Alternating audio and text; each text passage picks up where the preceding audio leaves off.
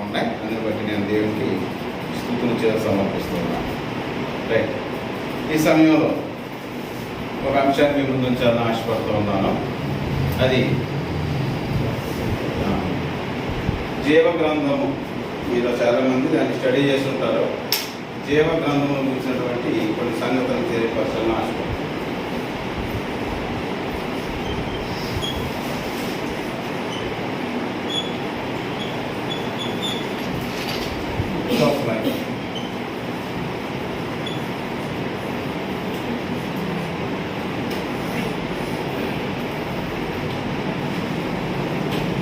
జీవ గ్రంథం గురించి పరిశుద్ధ గ్రంథంలో సుమారు 12 సార్లు ప్రస్తావన ఉండాలి. 12 లేదా 13 సార్లు ప్రస్తావించబడింది జీవ గ్రంథం గురించి. అయితే జీవ గ్రంథము అనేటువంటి పదం మాత్రమే కాదు, కానీ సుమారు ఒక 7 పదాలు జీవ గ్రంథంతో పర్యాయ పదాలుగా 7 పదాలు కనిపిస్తాయి. అవేంటంటే జీవ గ్రంథము అని,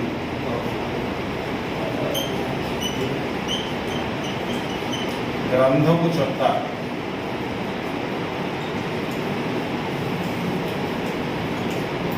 పుస్తకపు చుట్ట,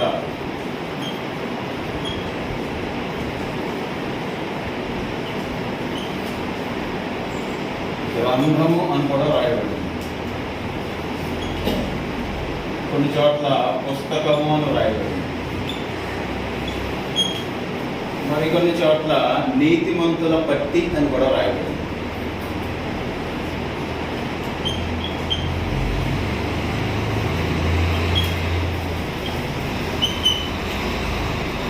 ఒక చోట కలిలే అనేటువంటి పదం కూడా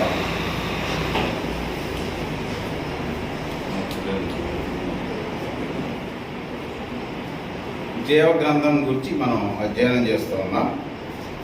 బైబిల్ గ్రంథం మొత్తం మీద ఈ పర్యాయ పదాలు మనకు కనిపిస్తాయి బైబిల్ గ్రంథంలో.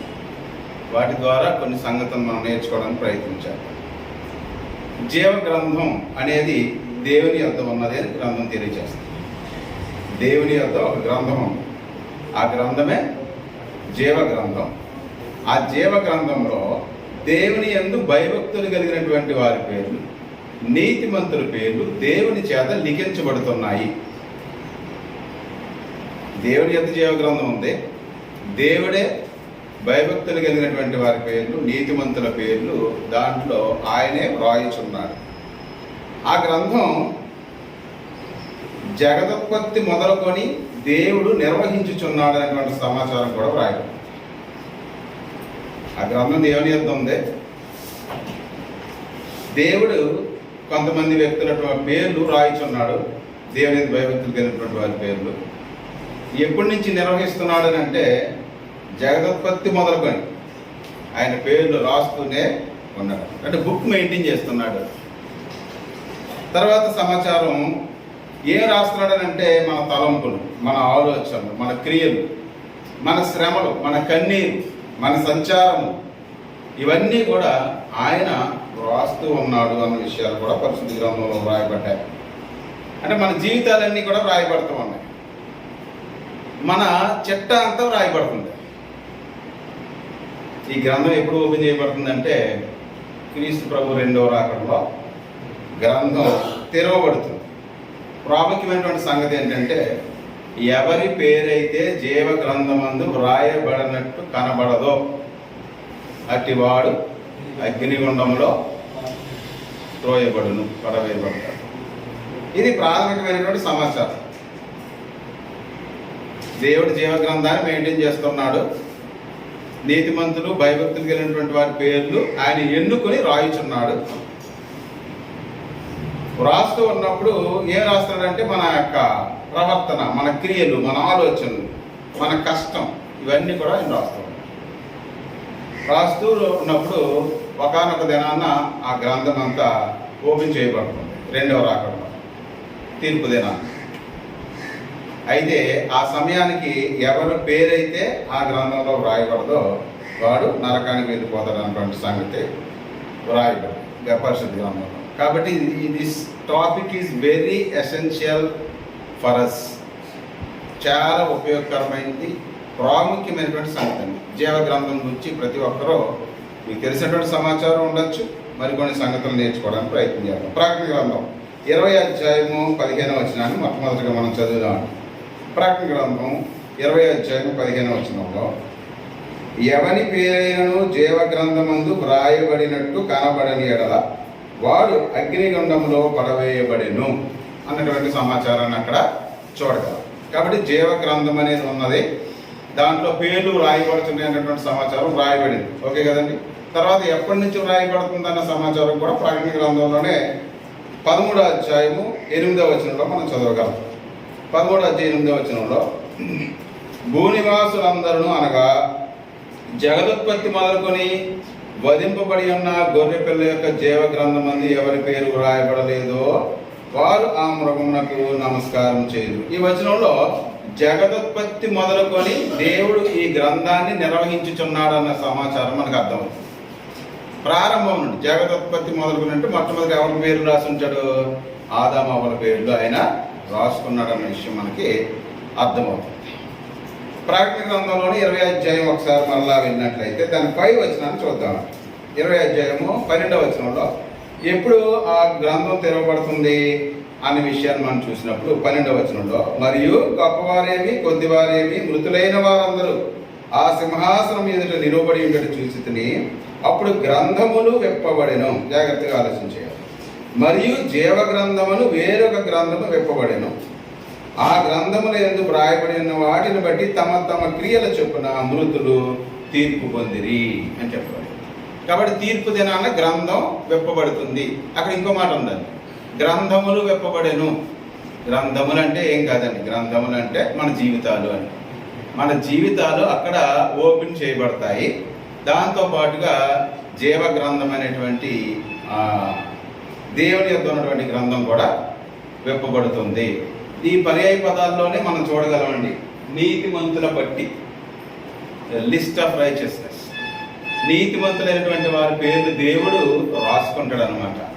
రాసుకుని ఈ కుమారుడు నా చిత్తాన్ని అనుసరిస్తాడు, నన్ను వెంబడిస్తాడన్న ఆశ కలిగి పేరు రాసుకున్నటువంటి కార్యక్రమం పరిశుద్ధ గ్రంథంలో మనం చూడగలం. కాబట్టి తీర్పు దేనిని బట్టి జరుగుతుందన్న విషయాన్ని ఒకసారి జ్ఞాపకం చేసుకుని ముందుకెళ్దాం. తీర్పు దినాన గ్రంథాలు విప్పబడతాయి, దాంతోపాటు జీవ గ్రంథం విప్పబడుతుంది. దేనిని బట్టి తీర్పు జరుగుతుంది అని అంటే మన యోహాను సువార్త మనకు తెలుసు. 12వ అధ్యాయం 48వ వచనంలో యేసు ప్రభు మాట్లాడుతూ, నేను చెప్పిన మాటయే అంచె దినమున వానికి తీర్పు తీర్చబడును అని రాయబడింది. కాబట్టి నేను చెప్పిన మాటయే అంటే దేవుని మాట, అదే పరిశుద్ధ గ్రంథము.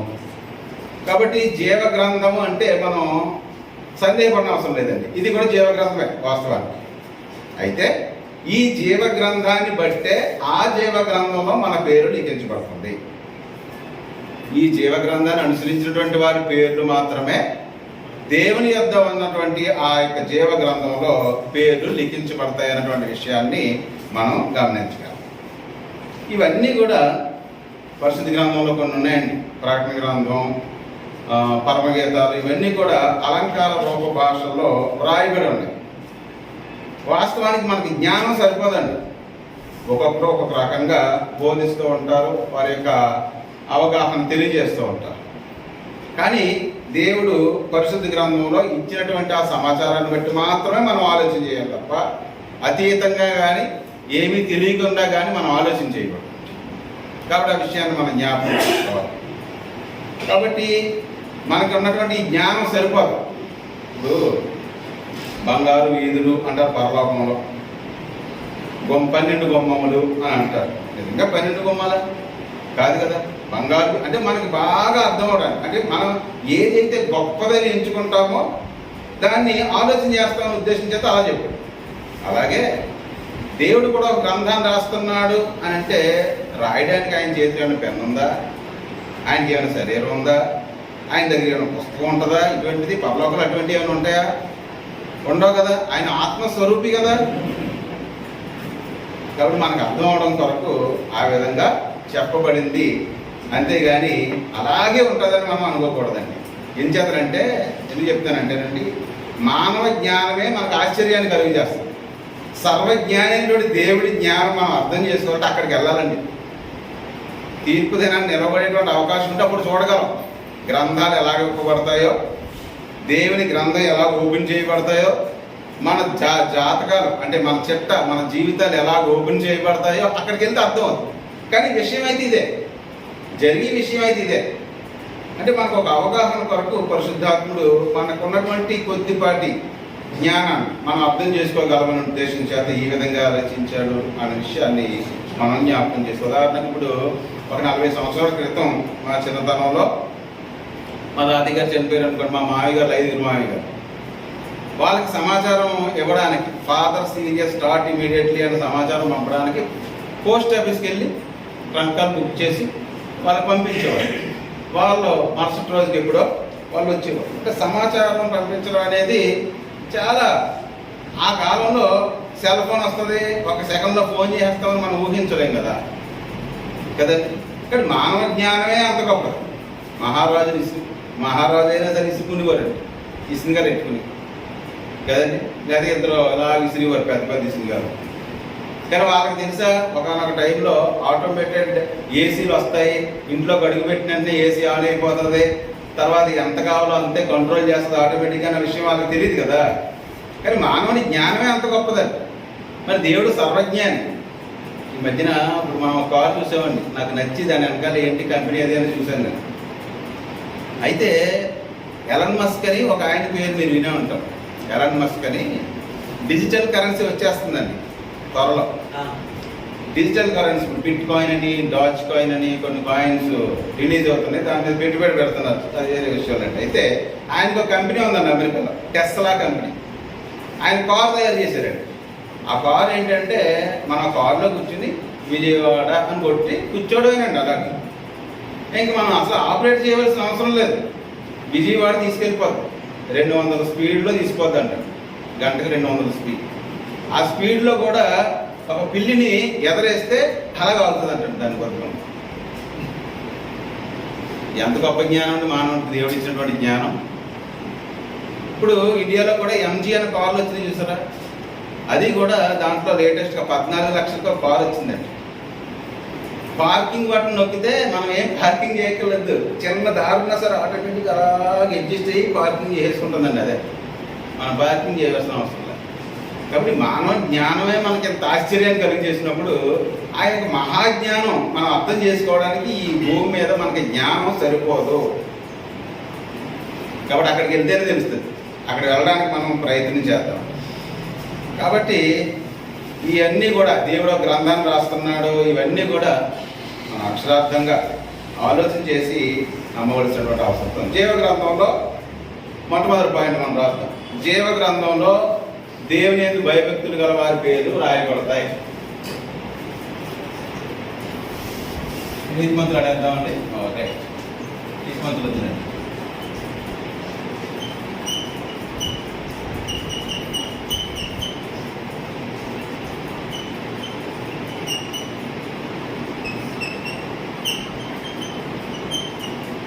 ఇక్కడ జీవ గ్రంథం, మలాకీ గ్రంథం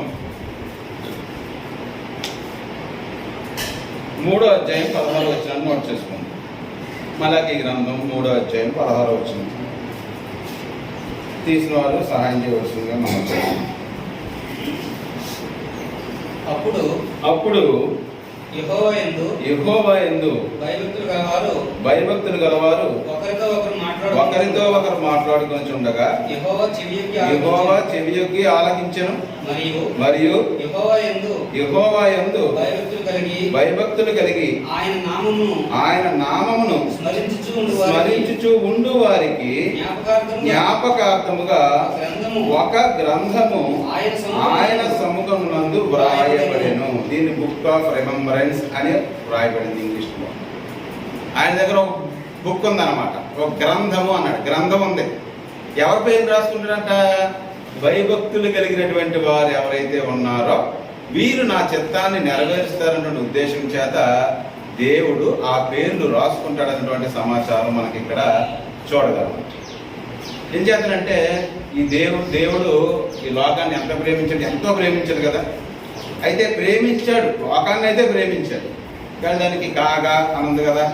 కాగా ఆయన తన ద్వితీయ కుమారుగా పుట్టిన వాని యందు విశ్వసించి పొందినట్లు ఆయన. కాబట్టి లోకంలో ఉన్నటువంటి వారందరిలో క్రీస్తును అనుసరించి ఆయన యందు విశ్వాసం ఉంచినటువంటి వారి పేర్లు ఆయన రాసుకుంటాడు అన్న విషయాన్ని మనం గమనించగలం. కాబట్టి భయభక్తులు కలిగినటువంటి వారి నీతిమంతుల యొక్క పేర్లు జీవ గ్రంథంలో వ్రాయబడతాయి. దావీదు గారు రచించినటువంటి కీర్తన గ్రంథం అని చూసినప్పుడు 139వ అధ్యాయంలో ఒక మాట ఉంటుందండి. అక్కడ కూడా ఈ గ్రంథాన్ని కూర్చున్న ప్రస్తావన ఉంది. మీరు చూసినట్లయితే 139వ అధ్యాయం 16వ వచనంలో, నేను పిండమునై ఉండగా నీ కన్నులు నన్ను చూచెను, నియమింపబడిన దినముల్లో ఒకటైనా కాకమునిపై నా దినములన్నీ నీ గ్రంథములో లిఖితములాయను అని వ్రాయబడింది. వాస్తవానికి ఇది తెలుగులో చదివితే మనకి అర్థం కాదండి. ఇంగ్లీష్లో చదివితే చాలా వచనాలండి ట్రాన్స్లేట్ చేయబడ్డాయి కాబట్టి ఇంగ్లీష్లో చదివితే దాని భావాన్ని మనం గమనించవచ్చు. అక్కడ ఏమన్నాడు? నా దినములన్నీ నీ గ్రంథములో లిఖితములాయను. నా దినములన్నీ అంటే every day of my life was recorded in your book అన్నాడండి ఇంగ్లీష్లో. Every day of my life, ప్రతిరోజు నేను చేసే ప్రతి క్రియ కూడా నీ గ్రంథములో లిఖించబడుతుంది అన్న మాటలు అక్కడ దాని అర్థాన్ని తెలియజేస్తుంది. కాబట్టి జీవ గ్రంథంలో దేవుడు భయభక్తులు కలిగినటువంటి వారి పేర్లు రాస్తూ ఉన్నాడు. దాంతో పాటుగా వారి యొక్క క్రియలు, పనులు, ప్రయాస, కన్నీరు, వారి పనులన్నీ ప్రవర్తన అంతా కూడా దేవుడు రాస్తున్నాడు అన్న విషయాన్ని మనం గమనించవచ్చు. దేవుడు ఎందుకు రాస్తున్నాడు? ఎందుకంటే ఆయన రాసుకుంటున్నాడు. ఎందుకు రాసుకోవాలి ఆయన? ఎందుకు జ్ఞాపకం పెట్టుకోవాలి ఆయన అంటే ఆయన చిత్తమును ఈ లోకంలో నెరవేర్చాలని దేవుడు కోరుకుంటున్నాడండి. అందుకే ఆయన ఆశ కలిగి మన పేర్లు రాసుకుంటూ ఉన్నారు. ఆయన చిత్తాన్ని నెరవేర్చేవారంటే మనం ఎలా ఉండాలి? మనకు తెలుసు. పరిశుద్ధులుగా ఉండాలి, నిర్దోషులుగా ఈ లోకంలో ఉండడానికి మనం పిలువబడి ఉన్నాం. సంఘం అంటే అదే కదండి, పరిశుద్ధులుగా నిర్దోషులుగా ఉండుటకు పిలువబడిన వారు, లేదా పరిశుద్ధులుగా ఉండుటకు పిలువబడినటువంటి వారు. అలాగుంటాము అని ఆయన నమ్మి మన పేర్లు దాంట్లో రాసుకున్నారు. వాస్తవానికి యేసు ప్రభు పేరు కూడా రాసుకున్నాడండి దేవుడు.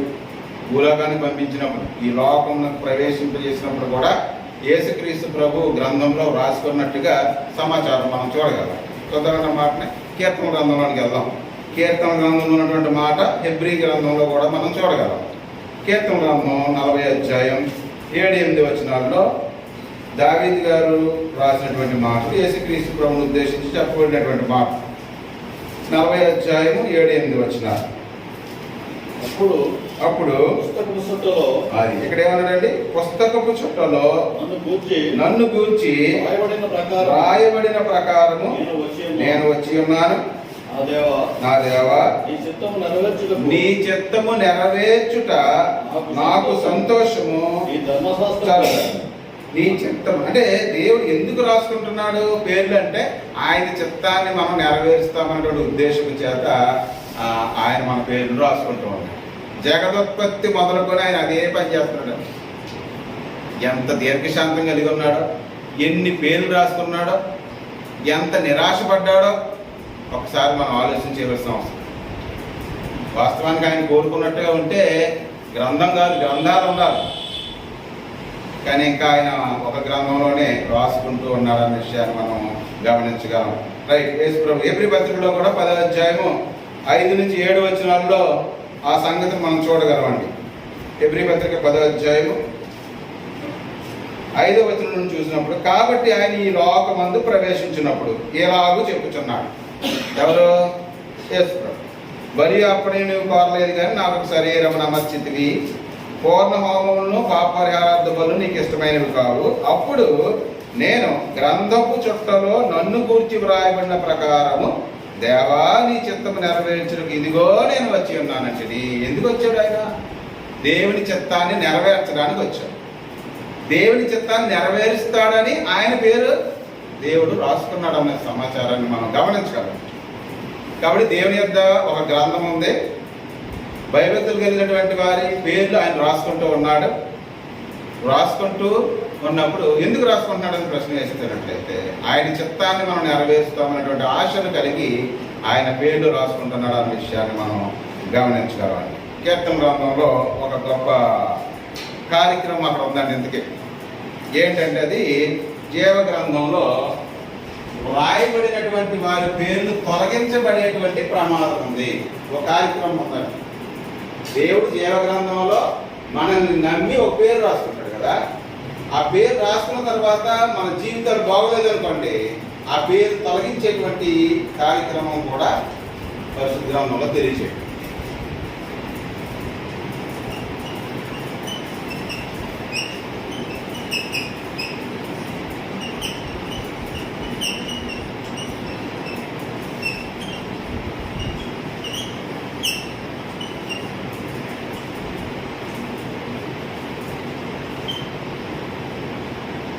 దేవుడు జీవగ్రంథంలో పేరు రాసుకుంటూ ఉన్నాడు. ఎందుకు రాసుకుంటున్నాడో మనం చూసాం. 69వ కీర్తన 28వ వచనం అక్కడ ఒక మాట రాయబడింది. అది ఎందుకు రాయబడిందో మన చరిత్రలోకి వెళ్తే బాగా అర్థం. 69వ కీర్తన 28వ వచనం, జీవ గ్రంథములో నుండి వారి పేరు తుడుపు పెట్టుము, నీతిమంతుల పట్టీలో వారి పేర్లు వ్రాయకుము.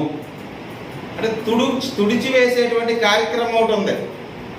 ఎందుకు తుడిచేస్తాడనంటే, మొట్టమొదట బాలస్వామి అని రాసుకున్నాడు అనుకోండి, దేవుడు రాసుకున్న తర్వాత ఆయన మంచి కార్యక్రమాలు చేస్తున్నాడు అనుకోండి, ఆ పేరు అలా ఉంటుంది.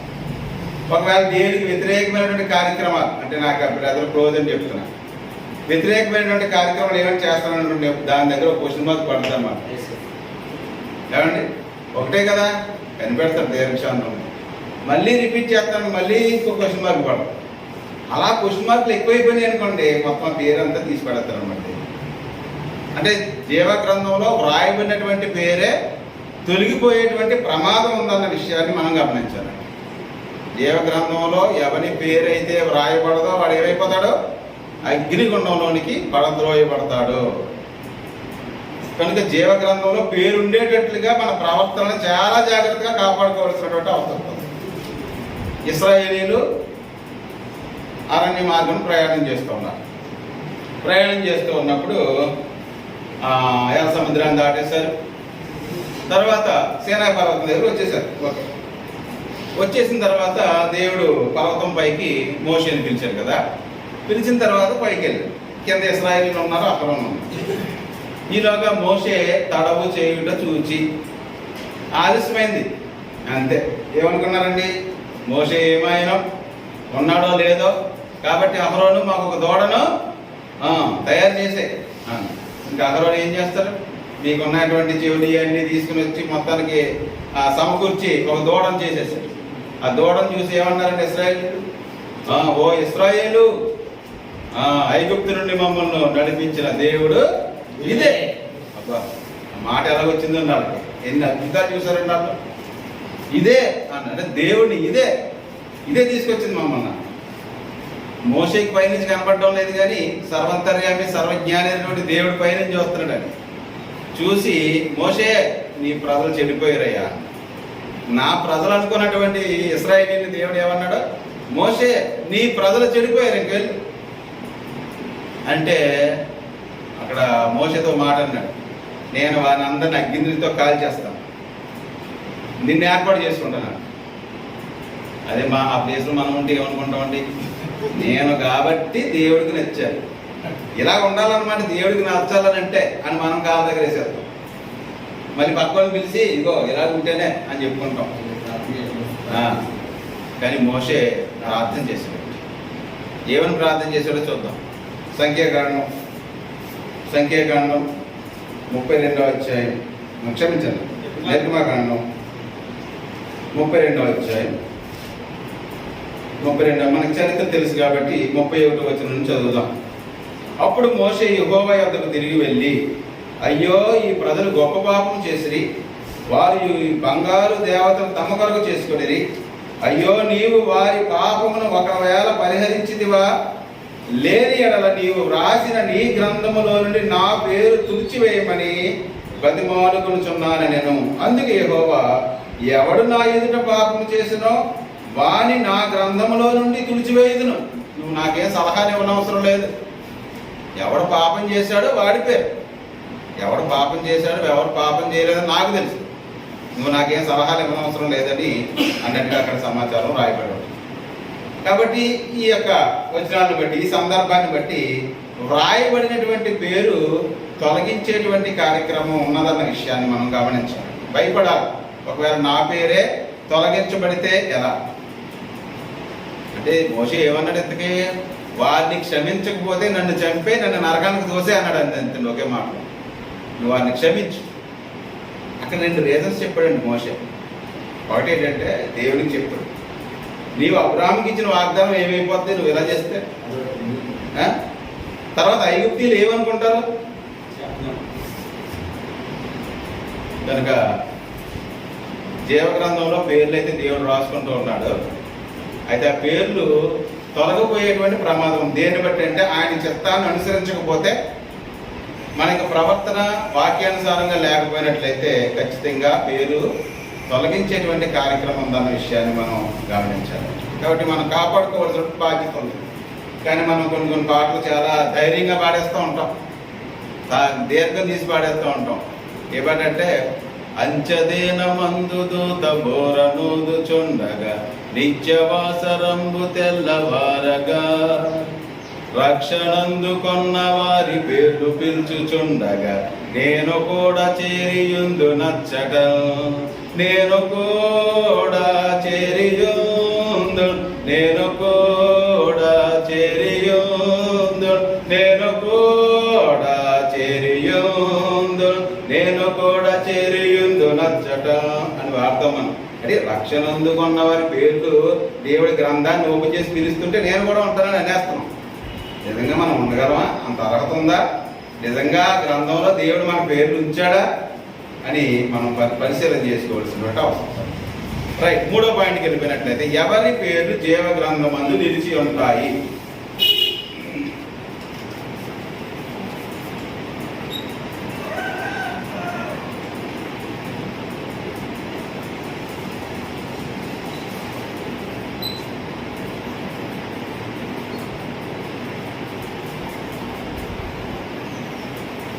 నిలిచి ఉంటాయి అని అంటే కొన్ని క్వశ్చన్ మార్కులు మన జీవితంలో రావచ్చు.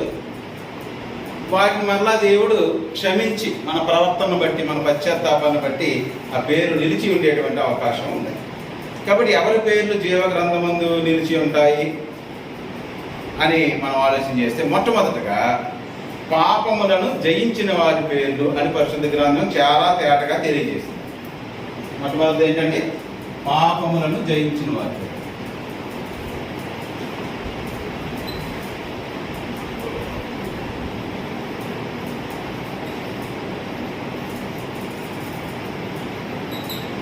చిన్న చిన్నగా పాపం ఏదన్నా మనలో ఉండిపోయింది అనుకోండి, పాపం జయించలేకపోతాం అనుకోండి, మన పేరు మాత్రం దేవుడి జీవగ్రంథంలో తొలగిస్తాడన్న విషయాన్ని మనం గమనించాం.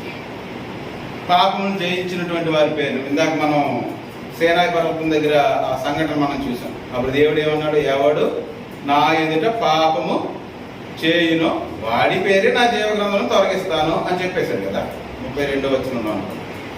కాబట్టి పాపం చేసిన వారి పేరు జీవగ్రంథంలో నుంచి తొలగించబడుతుంది.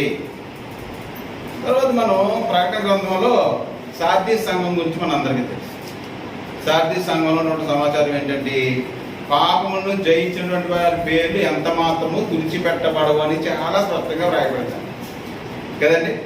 దానికి సార్దీస్ సంఘానికి పేరు కూడా పెట్టుకున్నాం కదా మనం. ఒకసారి చదువుదాం. ప్రకటన గ్రంథం 3వ అధ్యాయం. ప్రకటన గ్రంథం 3వ అధ్యాయం మనం చదువుతున్నాం, జాగ్రత్తగా వినండి.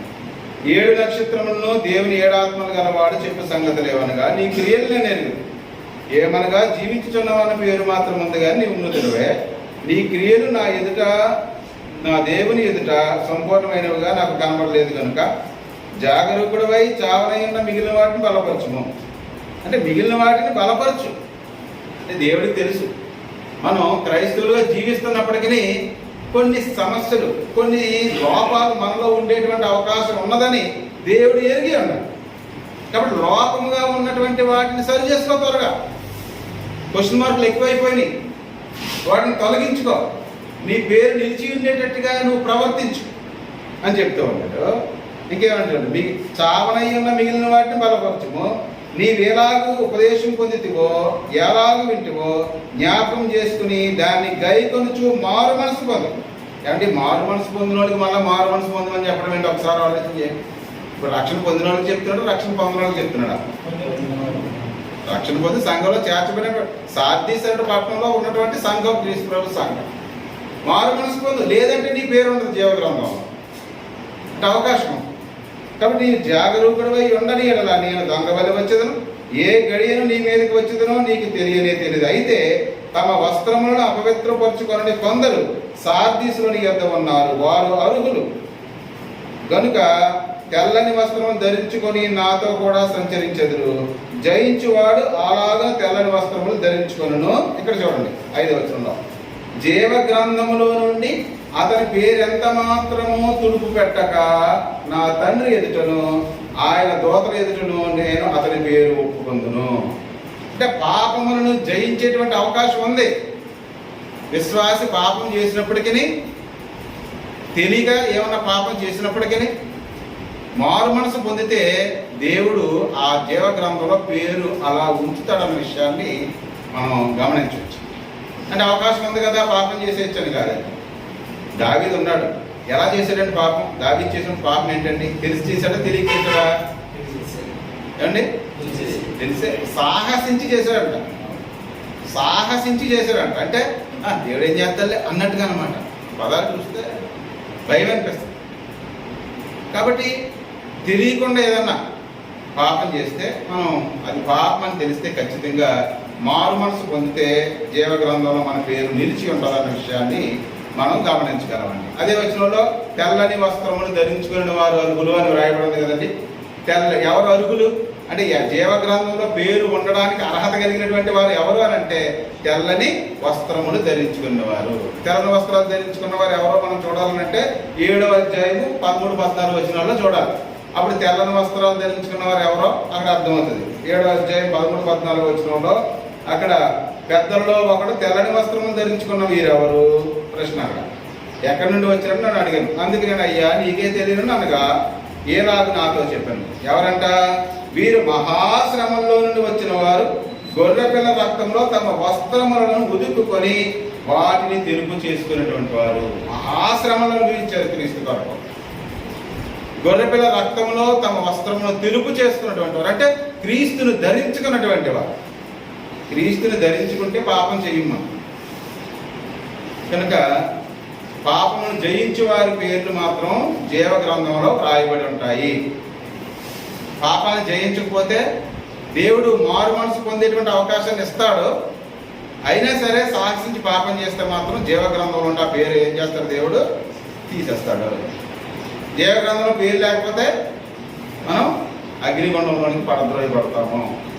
ఆ విషయాన్ని మనం గమనించాలి. రెండో, ఎవరి పేర్లు రాయబడతాయంటే సువార్త పనిలో సహకరించే వారి పేర్లు జీవ గ్రంథంలో రాయబడతాయి.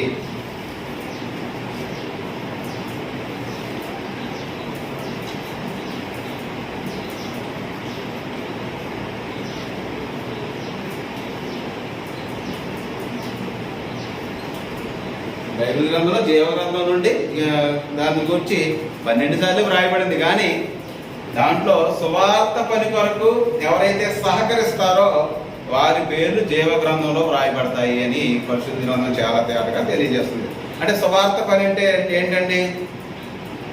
క్రీస్తు ప్రభు మరణ సమాధి పునరుత్థానాలని మనం లోకంలో ప్రకటన చేయడం, తర్వాత వాక్య పరిచర్య, ఆత్మల రక్షణ, సంఘాభివృద్ధి, సువార్థికులను ప్రోత్సహించడము, ఒకరినొకరు పురుగొలుపుకోవడం, ఆరాధన కార్యక్రమాలు జాగ్రత్తగా జరగడం, తర్వాత బైబిల్ తరగతులు కూడా రెగ్యులర్గా జరిగేటట్లుగా చూడడం, ఇవన్నీ కూడా సహవాసం, సహకారం ఉండవలసినటువంటి అవసరం. ఫిలిప్పీయులకు రాసిన పత్రిక వెళ్ళిపోదాం. ఫిలిప్పీయులకు రాసిన పత్రిక 4వ అధ్యాయం 3వ వచనం మనందరికీ తెలిసిన మాట. ఫిలిప్పీయులకు రాసిన పత్రిక 4వ అధ్యాయం 3వ వచనం. అవును, నిజమైన సహకారి ఆ స్త్రీలు క్లెమెంతుతోనూ నా ఇతర సహకారులతోనూ సువార్త పనిలో నాతో కూడా ప్రయాసపడిన వారు కనుక వారికి సహాయం చేయమని నిన్ను వేడుకొనుచున్నాను. తర్వాత లైన్ చూడండి, అండర్లైన్ చేసుకోండి. ఆ సహకారుల పేర్లు జీవ గ్రంథమందు వ్రాయబడి ఉన్నవి. ఎవరి పేర్లు జీవ గ్రంథమందు వ్రాయబడి ఉంటే? సహకారుల పేర్లు. సంఘము కొరకు సహకరించినటువంటి వారి పేరు. సువార్థికుడి పేరు మాత్రమే కాదు, సువార్త పని నిమిత్తము ఎవరైతే సహకరిస్తారో, ప్రోత్సహిస్తారో, అన్ని కార్యక్రమాలు యథావిధిగా జరగడానికి ఎవరైతే ముందుకొచ్చి నిలబడి కార్యక్రమాన్ని తమ భుజం మీద వేసుకుంటారో వారి పేర్లు కూడా జీవ గ్రంథంలో రాయబడతాయన్న విషయాన్ని మనం ఇక్కడ గమనించగలం. ఈరోజు బ్రదర్ అనిల్ గారు ఇన్విటేషన్ మీద వేశారు. అనిల్ గారిని ఆయన ప్రోత్సహించారు, సహకరించారు ఈ కార్యక్రమం ఈ విధంగా జరగడంతో. నిజంగా ఈ కార్యక్రమం ఆయన అలాగా తలపెట్టడం వలన ఉదయకాలంలో 2 గొప్ప ప్రసంగాలు మనం వినేటువంటి అవకాశం కలిగింది. దాని నుండి మనం మళ్ళీ ప్రసంగాలు తయారు చేసుకునేటువంటి అవకాశాన్ని మనం కలిగాం కదండి. కనుక అది ఏం ప్రయాసేమి వృధా అయిపోతాయి. కాబట్టి ఎటువంటి వారి పేర్లు రాయబడతాయనంటే సువార్త పనిలో సహకరించి వారి పేర్లు జీవ గ్రంథంలో రాయబడతాయి. 3వ పాయింట్కి వెళ్ళిపోదాం. దేవుని చిత్తమును నెరవేర్చే వారి పేర్లు.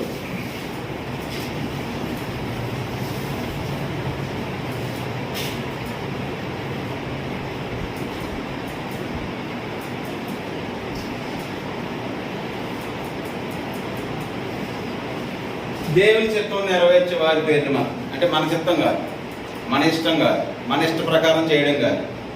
దేవుని ఇష్టం ఏమై ఉన్నదో గ్రంథంలో చాలా స్పష్టంగా వ్రాయబడింది. కాబట్టి దేవుని చిత్త ప్రకారం ఏ పనైనా చేయాలి, వాక్యానుసారంగానే బ్రతకాలి. కాబట్టి దేవుని చిత్తమే మన గోల్ అయి ఉండాలి.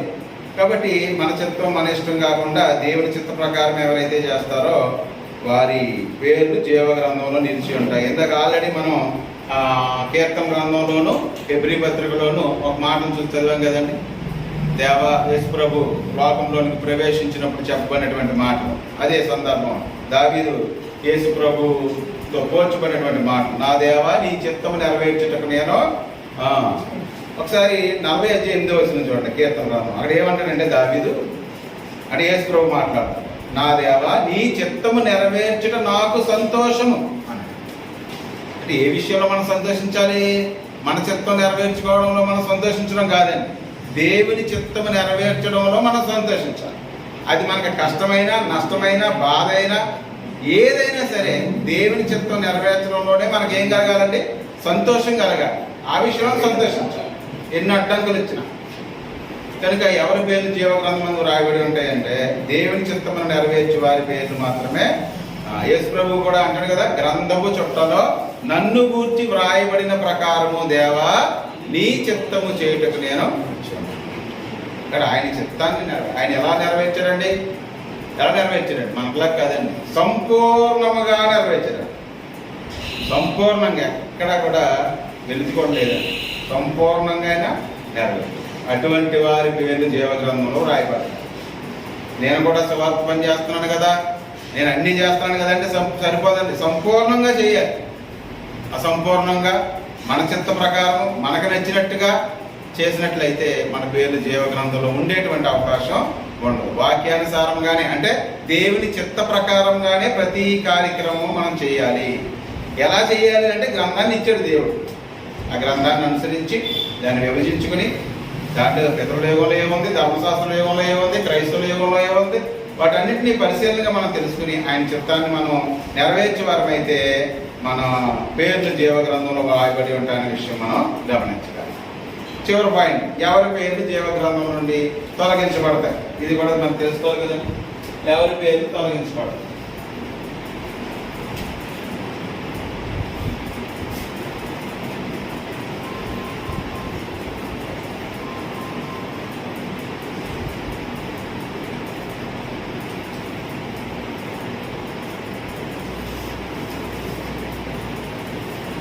దీంట్లో 3 వచ్చేస్తాయండి ఆల్రెడీ.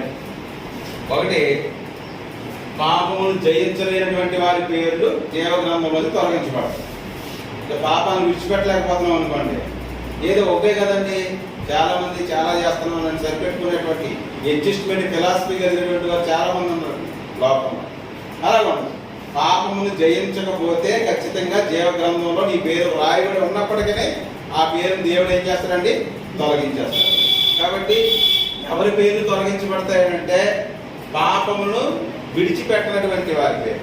అంటే పాపమును జయించలేకుండా ఆ పాపమును దోషులైపోయి లోబడిపోయేటువంటి వారి పేర్లు జీవ గ్రంథంలోంచి తొలగించబడతాయి.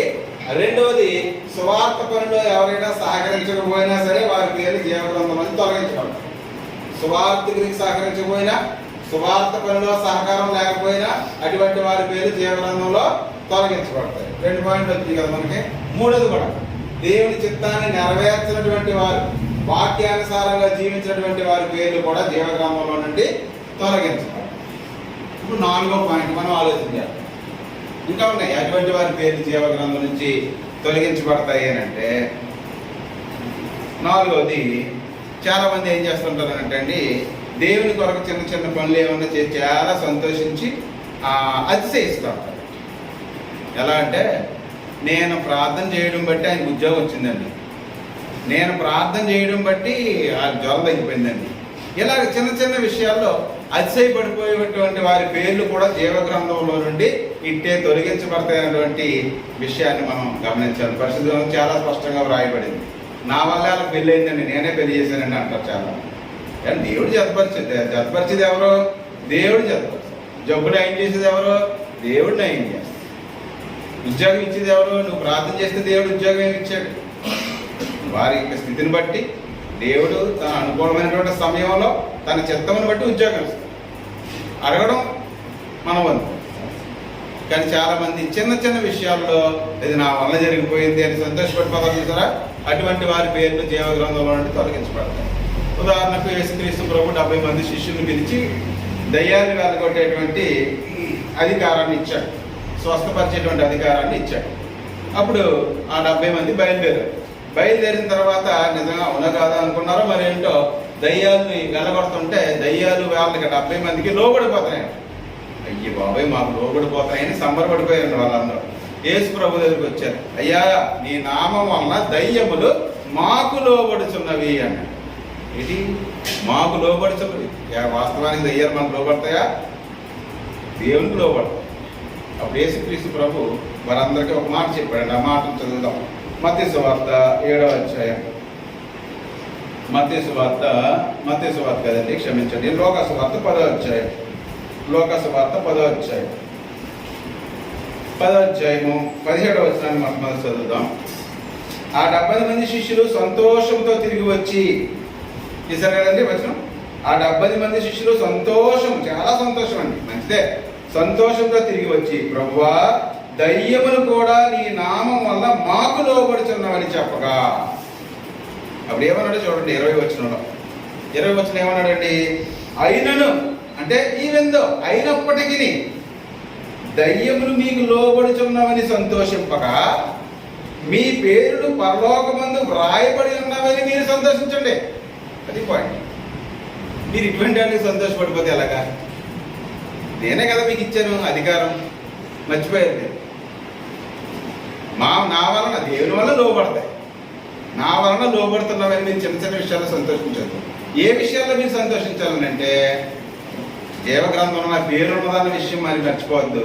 ఆ జీవగ్రంథం నా పేరు ఉన్నదన్న విషయం, ఆ విషయంలో మీరు సంతోషించాలి తప్ప, ఇటువంటి కార్యక్రమం నేను ప్రార్థన చేశాను, నేను అక్కడికి వెళ్ళాను, ఆ గొప్ప కార్యాలు చేశాను, మీటింగులు పెట్టాను, అప్పు చేశాను, ఇవన్నీ కాదు. జీవగ్రంథంలో పేరుందా లేదా అనేది చాలా ప్రాముఖ్యమైనది. కాబట్టి చిన్న చిన్న విషయాల్లో మనం సంతోషపడిపోయి అతిశయపడితే మన జీవగ్రంథంలో నుండి ఆ పేరు తొలగించబడుతుందన్న విషయాన్ని మనం గమనించాలి. మత్తయి సువార్త 7వ అధ్యాయంలో చదువుతాం కదా, 21, 22 వచనంలో, ప్రభువా ప్రభువా అని పిలుచు ప్రతివాడును పరలోక రాజ్యంలో ప్రవేశింపడు గాని పరలోకమందు నా తండ్రి చిత్త ప్రకారం చేయవాడే ప్రవేశించిన. ఆ దినమందు అనేకులు నన్ను చూసి, ప్రభువా నీ నామమున దయ్యములు వెళ్ళగొట్టలేదా, నీకు కార్యక్రమాలు చేయలేదా, మీటింగ్లు పెట్టలేదా, ఎంతోమందికి మేము బట్టలు పెట్టలేదా అని అంటే, హూ ఆర్ యు? అక్రమము చేయవాళ్ళారా నా యొద్ద నుండి. కాబట్టి అటువంటి విషయాల్లో సంబరపడిపోకూడదు. నా పేరు, నా ప్రవర్తన బట్టి జీవగ్రంథంలో నిలిచి ఉందా లేదా, ఏమైనా ఇంకా 4-5 క్వశ్చన్ మార్కులు ఏమైనా ఉండిపోయా? ఆ క్వశ్చన్ మార్కులు ఏమున్నాయో ఎదుటి సహోదరుడికి, కుటుంబంలో భార్యకి, భర్తకి తెలియకపోవచ్చు, కానీ ఎవరికి తెలుసండి? దేవునికి తెలుసు. కాబట్టి ఆ క్వశ్చన్ మార్క్స్ తొలగించుకునేటువంటి పని మనం చేయాలి. మన ప్రవర్తన సరి చేసుకుంటే ఖచ్చితంగా జీవగ్రంథంలో మన పేర్లు ఉంటాయి. తర్వాత 5వ పాయింట్ ఏంటంటే, ప్రకటన 21వ అధ్యాయం 8వ వచనం. ఎవరి పేర్లు ఉండవు అంటే దాంట్లో లిస్టే ఇచ్చేసారు కదా. 4 5 4 తర్వాత ప్రకటన 21 అధ్యాయం 8వ వచనం అండి. 8వ వచనం. ఎవరెవరు ఉంటారు అక్కడ లిస్ట్ మనకు తెలుసు కదా. పిరికివారుగా అంటే దేవుని పని విషయంలో కానీ ఇలా పిరికివారుగా వెనకాల ఉండిపోతున్నారు అనుకోండి, కానీ ఇది సహకరించకుండా ఏ పని చేయకుండా అలా ఉండిపోతే అటువంటి వారి పేరు జీవ గ్రంథంలో తొలగించబడతాయి. అవిశ్వాసులు, ఇంకా అసహ్యులు, నరహంతకులు, వ్యభిచారులు, మాంత్రికులు, విగ్రహారాధికులు, అబద్ధికులు అగ్ని గంధకములో మండు గుండములో వారు పాలు పొందుదురు. కాబట్టి ఎవరి పేర్లు జీవ గ్రంథములు తొలగించబడతాయంటే ఇది లిస్ట్. ఎవరి పేర్లు జీవ గ్రంథంలో ఉంటాయంటే మనం చూస్తాం. కాబట్టి జీవ గ్రంథము అనేది పరిశుద్ధ గ్రంథంలో 12 సార్లు ప్రస్తావన ఉంది. 12 సార్లు కూడా ఈ పదాలతో ప్రస్తావించబడింది. భయభక్తులు గలవారి పేర్లు దేవుడు రాసుకుంటూ ఉన్నాడు, నమ్మి మన పేరు రాసుకుంటూ ఉన్నాడు. అయితే జీవ గ్రంథంలో పేర్లు తొలగించబడేటువంటి కార్యక్రమం కూడా ఉంది. అంటే మన ప్రవర్తన బట్టి, మన దేవుడి చిత్తాన్ని నెరవేర్చకపోతే ఆ పేరు కూడా దేవుడు తొలగిస్తాడు. తర్వాత మనం మారు మనసు పొందామనుకోండి, బ్రతికొండగానే కంప్లీట్గా విడిచిపెట్టేసాం అనుకోండి, దేవుడు ఖచ్చితంగా ఆ పేరు ఉంచేటువంటి అవకాశం మాత్రం ఉన్నదన్న విషయాన్ని గమనించాలి. కాబట్టి ఎవరి పేర్లు తొలగించబడతాయి అంటే పాపములు ఇంకా విడిచిపెట్టకపోతే వారి పేరు తొలగించబడుతుంది. సువార్త పని అంటే సువార్త పనే కదండి దేవుడి యొక్క చిత్తం. ఈ భూమి మీద దేవుడికి ఇష్టపడేది సంఘమే. ఆ సంఘమును ఆ విషయంలో సహకరించకపోతే వారి పేర్లు కూడా జీవ గ్రంథంలో నుండి తొలగించబడతాయి. దేవుని చిత్తాన్ని నెరవేర్చినటువంటి వారి పేర్లు కూడా జీవ గ్రంథంలో నుండి తొలగించబడతాయి. కాబట్టి ఈ సమాచారం పరిశుద్ధ గ్రంథంలో రాయబడింది. ఎవరి పేరైనను మూలవాక్యం మనకి 21 అధ్యాయం 15వ వచనంలో, ఎవరి పేరైనను జీవ గ్రంథమందు వ్రాయబడినట్లు కనబడని ఎడల వాడు అగ్నిగుండములో పడవేయబడును. కాబట్టి దేవుడు మన పేర్లు జీవ గ్రంథంలో రాశాడా లేదండి? రక్షణ పొందిన వెంటనే మన పేర్లు జీవ గ్రంథంలో రాసుకున్నాడు. మనం తప్పిపోమని ఆయన మన ఇతరులు ఒప్పుకోలను బట్టి నమ్మి రాసుకున్నాడు. రాసుకున్న తర్వాత ఆ పేరు అలా నిలిచి ఉండడానికి ఓకే టికెట్ రిజర్వేషన్ అయిపోయింది కదా పర్లోకి వెళ్ళిపోతాను అనుకోవడానికి వీలు లేదు. రిజర్వేషన్ క్యాన్సిల్ చేసేస్తాడు దేవుడు, పేరు కొట్టేస్తాడు. తీరా బండి ఎక్కుదాం అనుకున్నప్పుడు నీ పేరు ఉండదు.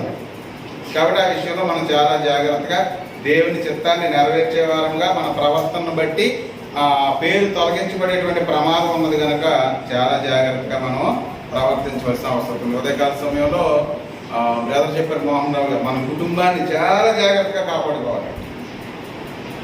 కాపాడుకోకపోతే చాలా ప్రమాదం. ఎక్కడ నివసించాలి, ఎలా నివసించాలి, మన బిడ్డలను కాపాడుకోవడం అనేది పెంచడం అనేది పెద్ద సవాలండి. చాలా జాగ్రత్తగా పెంచాలి. వాళ్ళని జాగ్రత్తగా పెంచాలంటే తల్లిదండ్రులు మాదిరిగా ఉండాలి కదా. మన ఫస్ట్ తల్లిదండ్రులే అయిష్టమైనటువంటి కార్యక్రమాల్లో పాల్పొందుతుంటారు, బిడ్డలేం బాగుపడతారు. తర్వాత పిల్లలను చూసి మనం ఏడవలసినటువంటి పరిస్థితి ఏర్పడుతుంది. కాబట్టి మనం మన గతి ఏమవుతుందో అనేది నిర్ధారించేది జీవగ్రంథము. మన పరలోకానికి వెళ్తామా నరకానికి వెళ్తామని నిర్ధారించే గ్రంథం ఏంటండి? జీవగ్రంథం. కాబట్టి మన పరిస్థితి ఏమైపోతుందో మనం గమనించాలి. పరలోకం వెళ్తామా నరకం వెళ్తామా? పరలోకం వెళ్ళాలనంటే వ్రాయబడినటువంటి పేరు నిలిచి ఉండేటట్లుగా మనం ప్రవర్తించాలి. మన ప్రవర్తన జాగ్రత్తగా కాపాడుకోవాల్సినటువంటి అవసరం. ఎందుకంటే ఒకనొక దినాన్న తీర్పు దినాన్న గ్రంథాలు వెప్పబడతాయి. గ్రంథాలు అంటే మన జీవితాలు ఓపెన్ చేయబడతాయి. ఎవరికీ తెలియకుండా రహస్యంగా చేస్తున్నటువంటి పాపాలన్నీ కూడా అక్కడ తేట తెల్లంగా ఓపెన్ అయిపోతాం. రహస్యం బహిర్గతం అయిపోతాం. గ్రంథాలు వెప్పబడినప్పుడు మనం ఆయన సన్నిధానం నిలిచి ఉండేటట్లుగా మన గతి ఏమైపోతుందో ఆలోచన చేసుకోవాల్సిన అవసరం ఉంది.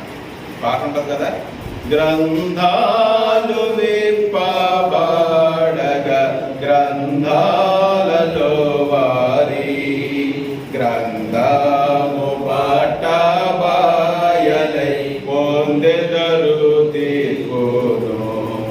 గ్రంథము పట్టబయలై పొందెదరు తీర్పును. ఓ మానవుండ నీ గతి ఏ మౌన